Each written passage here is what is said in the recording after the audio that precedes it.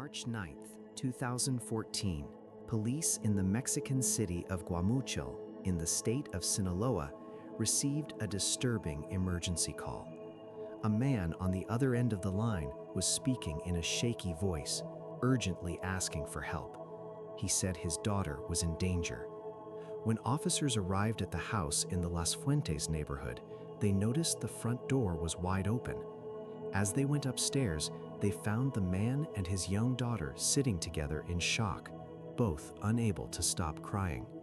The father led the officers into a bedroom where the lifeless body of 16-year-old Anel Baez Alvarez lay on the floor. Later, investigators would determine that she had suffered dozens of stab wounds. News of the tragedy spread quickly throughout the city. People were horrified that someone could take the life of such a young girl in such a brutal way. Anel was born on March 17, 1998, into a loving family. She was the second daughter of Aid Alvarez and Hugo Baez. She had an older brother and a younger sister whom she often cared for. As a child, Anel was shy, but as she grew older, her personality blossomed. She became cheerful, energetic, and friendly. She loved music and dancing, did well in school, and always helped her family at home. When her mother was diagnosed with cancer, Anel had to grow up quickly. She helped take care of her mom and supported her younger sister, doing everything she could to keep the family strong during a very difficult time. After her mother passed away, the family was devastated, but they remained united. At school, Anel was well-liked and popular. She even formed a small music group where she was the lead singer. One of her favorite songs was the romantic ballad Amor Eterno. Around this time, she became very close to a girl named Erandi Gutierrez. The two spent a lot of time together, shared photos online, and even called each other sisters. However, as time went on, their lives began moving in different directions. Anel preferred a calm lifestyle, focusing on family, school, and music. Erandi, on the other hand, became increasingly drawn to a more aggressive subculture associated with narco-aesthetics, often sharing provocative content on social media.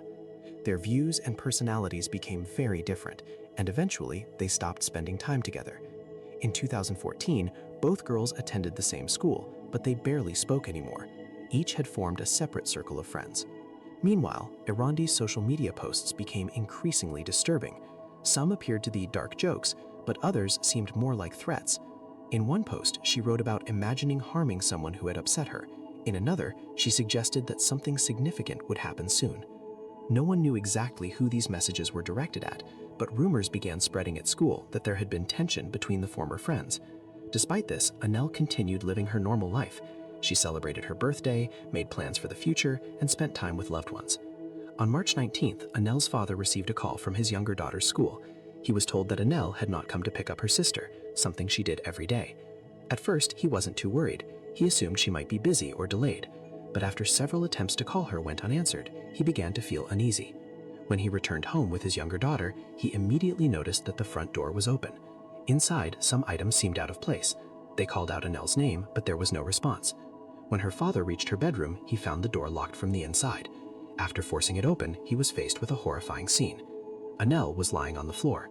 There were clear signs that a struggle had taken place. Later, forensic experts confirmed that she had suffered 65 stab wounds. Investigators quickly concluded that the attacker was likely someone Anel knew, since there were no signs of forced entry.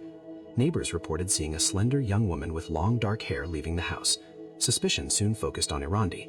When police reviewed her social media accounts, they discovered numerous disturbing posts that seemed to reference violent thoughts. She was brought in for questioning. At first, Erandi denied any involvement, but eventually she confessed. According to her statement, the conflict began because of a photograph that she claimed Anel had shared online without permission. On the day of the crime, Erandi went to Anel's house carrying ice cream and told her she wanted to make peace. Anel welcomed her inside. The two girls went upstairs to talk, just like they had done many times before. At some point, Erandi went downstairs, took a kitchen knife, and returned to the bedroom. When Anel was distracted, Erandi attacked her. Anel tried to defend herself, but her injuries proved fatal. After the attack, Erandi attempted to clean some of the evidence and left the house. During the trial, she was found guilty.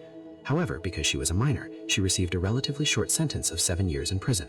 Later, the sentence was reduced to 5 years, and after only 3.5 years, she was released due to changes in juvenile justice laws. Anel's family believed the punishment was not enough. The case sparked outrage among many people. who felt that justice had not truly been served. This tragedy became a reminder of how jealousy, resentment, and uncontrolled anger can lead to devastating consequences. Sometimes, danger can come from someone you once trusted the most. What do you think about this case?